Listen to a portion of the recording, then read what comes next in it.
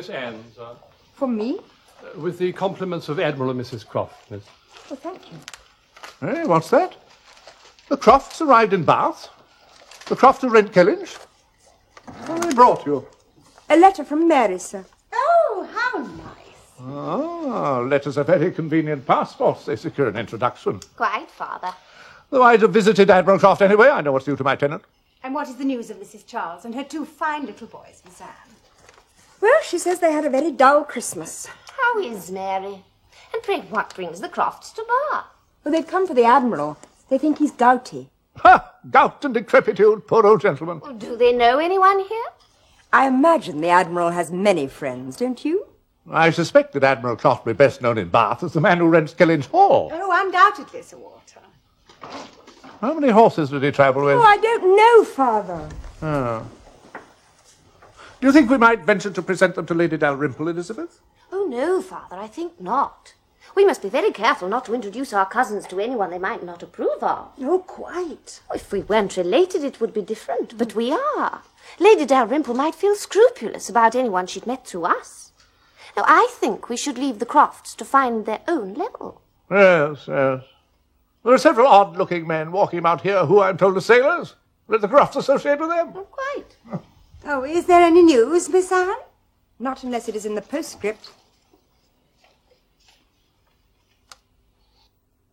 I've never been so astonished in my life. Well, it's certainly a surprise. Louise are engaged to Captain Benwick. No one ever suspected it at all. And Mr. Musgrove has given his consent. Captain Benwick is staying at Uppercross already. Well, and you told me Louisa was in love with Captain Wentworth. Yes, I know. Everyone thought so. And wasn't this Captain Benwick supposed to be inconsolable over the death of Miss Harville? Oh, well, I never quite believed that. But this is extraordinary. I can't think how it happened. Well, Louisa's so high-spirited, and Captain Benwick, well, he's thoughtful and sensitive. Well, Anne, I think it's time you followed Louisa's example and found a thoughtful, sensitive man for yourself. Oh, I would if I could.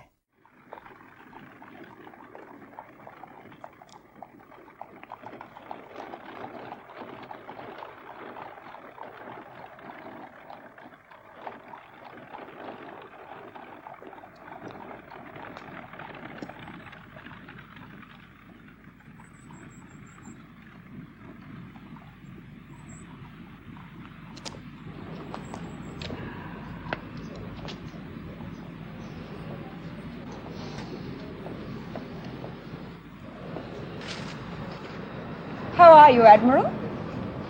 Ah, is it you? Thank you. Good morning. This is treating me like a friend. Well, I hope I am one. What are you looking at? Well, the doctor has ordered me to walk about to keep off the gout, and I can never get past this window without stopping. What is it that attracts you so much? You see this thing here by way of a boat? Do look at it.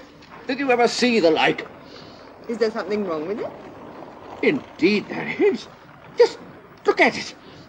I wouldn't venture over a horse pond in it. Well now, where are you bound? Can I go anywhere for you or with you? Can I be of any use? No, thank you. Unless you give me the pleasure of your company a little way. I'm going home. Then won't you come in and see Sophie for a minute? She would like that, and it's not out of your way. What a very nice idea.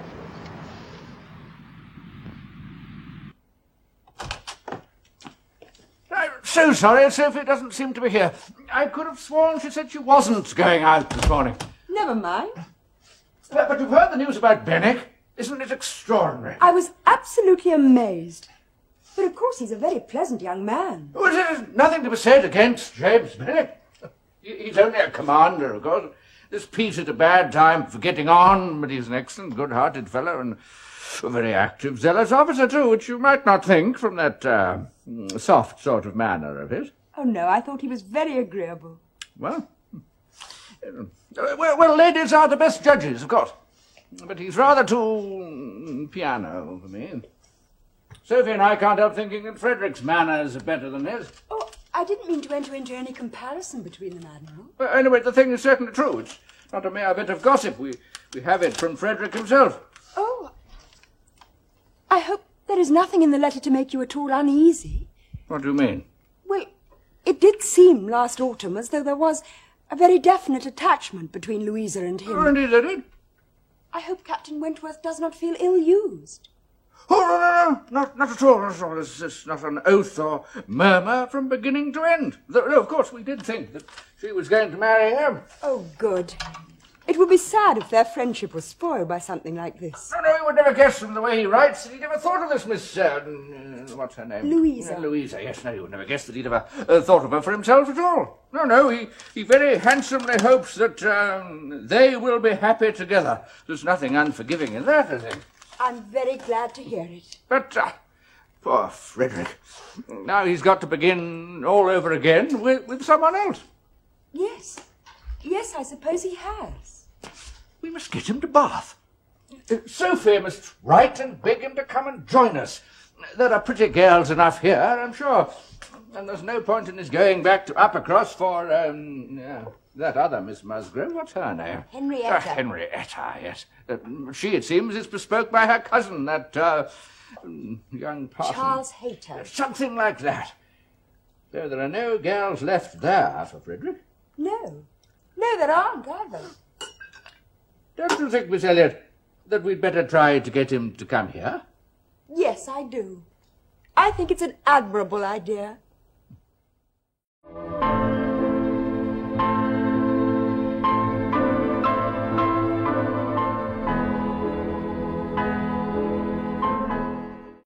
¿Los Croft aquí en Bath han dejado Kelling Hall? Así es. Han traído esta carta de María con un cariñoso saludo. Ya era hora de que tuviéramos noticias de Uppercross. Esa carta es un buen pasaporte para su entrada en esta casa. De todos modos, yo habría visitado al almirante. Sé bien lo que se debe a un inquilino. ¿A qué han venido? No han venido. Enviaron la carta con un recadero. Que si quiere puede usted leerla. No, después. Me imagino lo que dice tu hermana. Se quejará de estar sola, de que su marido y sus suegros la tienen abandonada. Algo de eso dice.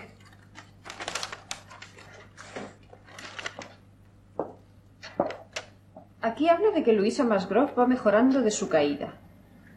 Y menciona algo de su compromiso. ¿Con quién? Supongo que con el capitán Michael Trent. Cuando salí de Uppercross, él parecía tener las mejores disposiciones hacia ella. Según dice María, me contaba todo en una carta que nunca hemos recibido. Tal vez nunca la escribió. Ya sabes cómo es tu hermana. Así que esa tonta de Louisa Musgrove ha cazado al capitán Trent. En fin, María no da más noticias interesantes. Pero termina la carta con una postdata totalmente suya. Tengo el sentimiento de decirte que no me encuentro bien ni mucho menos. Me dice Jacoba, que sabe por el mayordomo, que anda por aquí una verdadera epidemia de catarros. Seguramente lo pescaré y ya sabes que en mí los catarros son peores que en ninguna otra persona. No entiendo por qué nos dice eso tu hermana. No nos lo dice a nosotros, sino a Ana. La mimas demasiado y luego trata de asustarte. Es culpa tuya, desde luego. En fin, ¿qué trae por aquí a los Croft?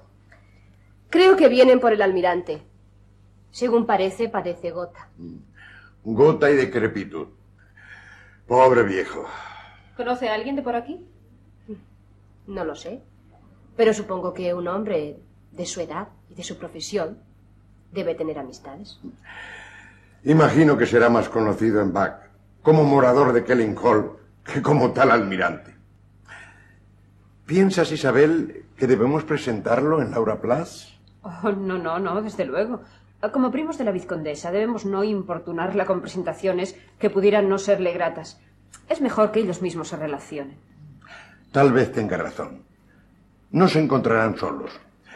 Veo por el paseo a muchas personas con aspecto decrépito y con aire de marinos. Que se reúnan con ellos los Croft.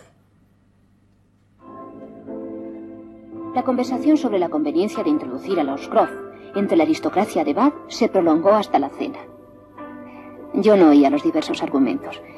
En mi cerebro, solo una frase de la carta de María adquiría importancia. El compromiso de Luisa era firme. Eso quería decir que yo debía renunciar para siempre a Michael Trent, que nuestra separación en Lyme había sido definitiva. Cuando los Croft nos visitaron, no se hizo en la conversación la menor alusión a las relaciones de Luisa con su hermano. Días después volví a encontrarme con el almirante. Me esperaba una sorpresa. Almirante Croft. Señorita Elliot, es usted. Esto es tratarme como a un amigo. ¿A dónde va? ¿Puedo hacerle algún encargo, acompañarla? No, gracias. Estaba dando un paseo. En ese caso, le propongo que acompañe a un pobre anciano gotoso a tomar el sol. Podemos ir a aquel banco. Tengo que decirle una cosa. Cójase de mi brazo. No me hallo satisfecho si no voy así con una mujer.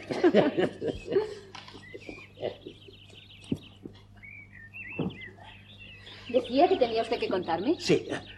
Ahí se acerca mi amigo el capitán Brechen. ¿Qué tal, amigo? Se inquieta al verme con una mujer que no es la mía. Mire, por enfrente cruzan el almirante Brandt y su hermano. En cierta ocasión me jugaron una mala pasada. En otro momento se lo contaré. A propósito, ¿tiene usted noticias de su pariente, de esa señorita que tuvo el accidente? No vacilaría tanto en los nombres si todas las mujeres se llamasen Sofía o cosa por el estilo. ¿Se refiere usted a Luisa Musgrove, la cuñada de mi hermana? Pero creí que tendría usted noticias más directas por el capitán Trent. ¿Y cuñado? Hace unas semanas que no aparece por Upcross, siempre encerrado en Kellynch Hall desde que ocurrió aquello. No entiendo. ¿Qué es lo que no entiende, señorita Elliot? Creo hablar muy claro. Creí que el compromiso de Luisa Musgrove con el capitán Trent estaba ya muy adelantado. No, nunca ha existido ningún compromiso entre mi cuñado y esa señorita, como se llame. Con quien ella está comprometida es con el capitán Benwick. No sé si usted llegó a conocerlo, un joven romántico que estaba en Lyme con los Harville. Benwick. Sí, ¿qué le ocurre? Nada. ¿Eso quiere decir que Benwick le virló la enamorada al pobre Michael? Si es que alguna vez estuvo realmente interesado en la muchacha, cosa que no he sabido nunca. Veo que desconoce usted la historia. ¿No le han escrito? Una carta debió perderse. Verá, todos pensamos que Michael se casaría con esa señorita. Yo también llegué a pensar. Solo nos preguntábamos a qué esperaban cuando ocurrió el accidente de Lyme. Ella quedó inmóvil en casa de los Harville. Y entonces, el capitán Benwick, tan romántico como es, se dedicó a enamorar a la bella convaleciente. Ya sabe usted que él también vivía en la misma casa de los Harville. Para mí fue una cochinada. Disculpe. El caso es que, claro, esa señorita ahora se casa, pero no con Michael, sino con Benwick. Si es que no se han casado ya, porque no sé a qué esperan. El capitán Benwick me pareció una persona muy simpática. Y creo que de excelente carácter. No trate de defenderle. No es más que capitán, y corren malos tiempos para medrar. Nada, pero es un muchacho bondadoso y valiente, aunque su aspecto a veces induzca a error. Nunca le he juzgado pusilánime. No, yo tampoco, no. Hablo solo de sus maneras. De cualquier modo, el carácter de mi cuñado Michael me parece más atractivo. Yo no sé cómo ha podido esa muchacha despreciarlo por otro.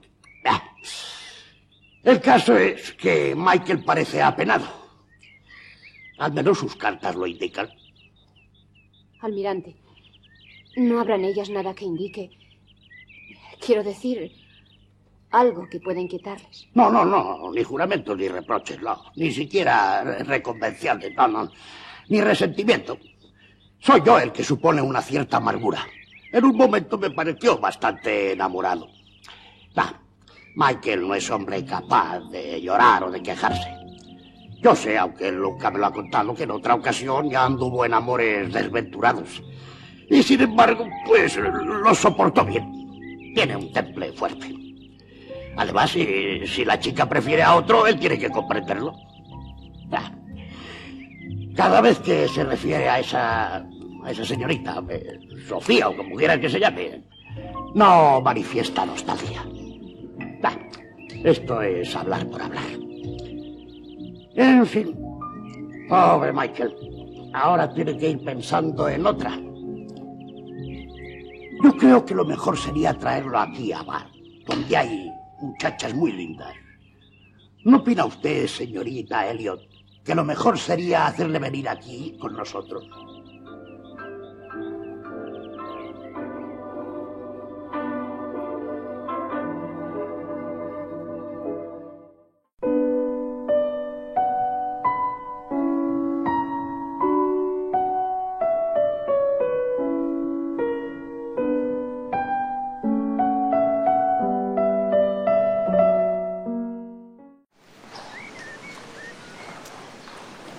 You remember my brother-in-law, Frederick?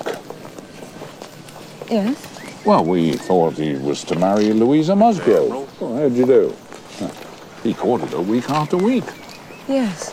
The only wonder was, what were they waiting for? Till the business at Lyme happened.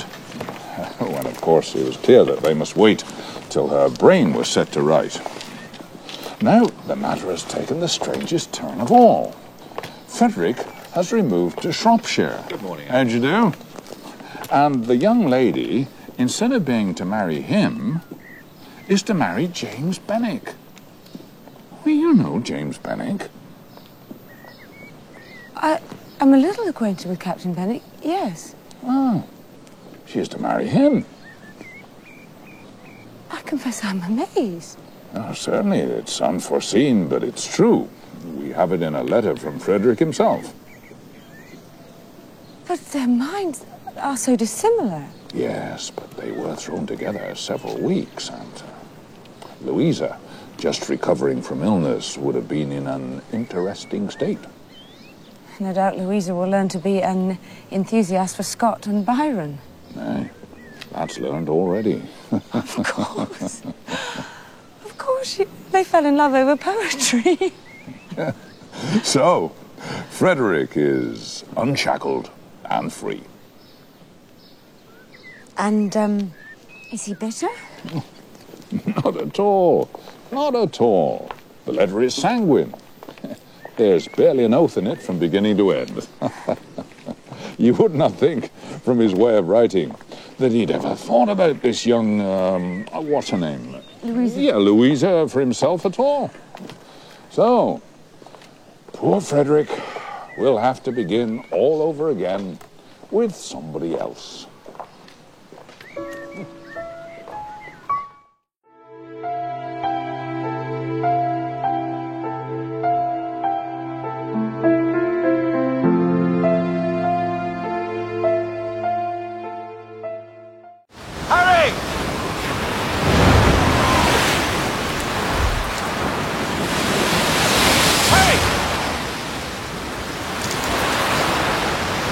Harry! Harry! Frederick! I called at the inn, but Louisa's gone back home to Uppercross, I find. A week ago at least. Benwick took her. She's quite recovered. And how is your brother? He thinks I'm as big a fool as I do. You have no idea, Harry, how I cursed the folly of my own pride. Had I only the good sense to seize my happiness when I had the chance again, and none of this would have happened. I'm not sure I thought. I imagined myself indifferent to her, when I was only angry and resentful. Too late. Too late I began to understand myself and her.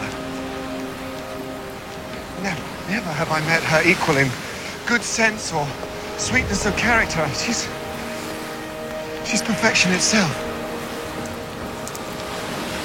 I've never loved any but her. We are talking now of Anne Elliot. Of course, who else? And I take it you have not received Benwick's letter. I shall have to go to Uppercross now. It cannot in all decency be avoided. I mention this letter only because it contains the news that he has proposed to Louisa Musgrove. She has accepted him. They are to be married directly. Married? Louisa and Benwick? Directly. Well, I'm free. As it happens, I'm going to Bath tomorrow. Perhaps now you care to join me.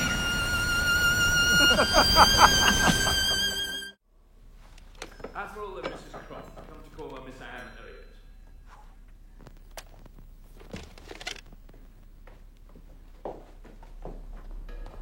Admiral, Mrs. Croft, I'm delighted to see you. What brings you here to Bath? I'm afraid, Miss Elliot, it is my digestion. And when your sister Mary learned we were to come to Bath, she charged us with this letter for you. Thank you. You must stay for tea. Oh. And tell me the news from Kellett. Well, all the talk, of course, has been of the marriage. The marriage? Why, your cousin, of course. Miss Louisa Musgrove. Do you mean to tell me you did not know? No, indeed. Only had a note from Charles that we were to soon expect a wedding. Oh. Well, then I'm sure the letter we have brought from your sister will contain a full account. I'm very happy for Louisa. I'm certain she has chosen wisely. Indeed, indeed. Oh, he's a fine fellow, right enough. And whatever Frederick may say, she has no fears of being a naval captain's wife. No, indeed. I must confess, the news did come as something of a surprise to us. Even Sophie was taken aback. Really? Did he give you no indication of his intentions? No, never a word on the subject. But Frederick is not a man to pine or complain. No, he very honourably hopes you were very happy with Benwick, and there's an end to it. In fact, from his manner of speaking on the subject, one would never guess Frederick had ever thought of Louisa Musgrove for himself. Benwick? I beg your pardon? Am I then to understand that Louisa is to marry Captain Benwick and not Captain Wentworth? Yes. Yes, that's it exactly. Poor Frederick. Now we'll have to begin all over with somebody else. Miss Anne? Is something wrong? No. No, you astonish me indeed. You mean you did not know? Well, the thing is certainly true. We have it from Frederick himself. Captain Wentworth is in Bath. He arrived last night. Oh.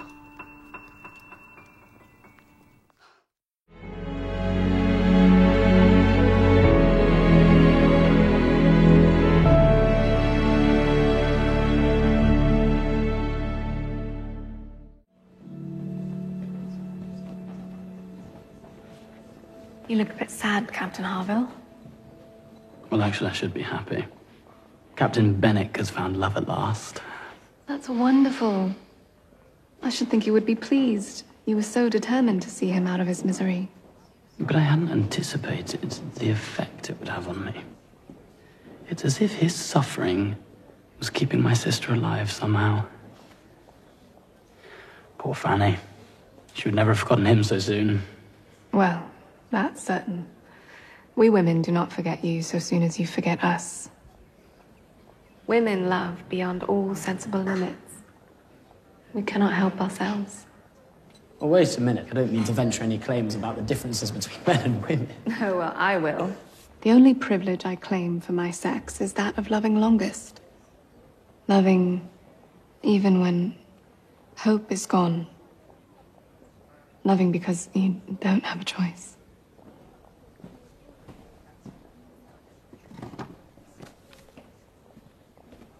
I'm finished. Thank you.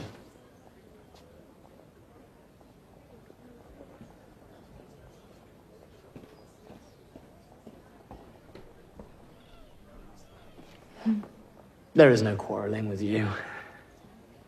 I think Fanny would be happy to see her Bennet cared for. Well, Fanny was never the jealous type. In fact, in moments I've wondered if it wasn't my sister's spirit in the wind that caused Louisa to slip, knowing somehow eventually where she would land. Louisa? I've told you. The universe has perfect timing. And when you had the presence of mind to tell Benwick to fetch a surgeon, you must have had no idea the wheels that you were setting in motion. Captain, I'm afraid I'm lost. I'm speaking of Louisa's engagement to Captain Benwick, of course. A love grown slow and sure from his constant attention to her during her convalescence. Now, what did you think I was speaking? I don't know. I'll make sure this letter gets to Admiral Croft.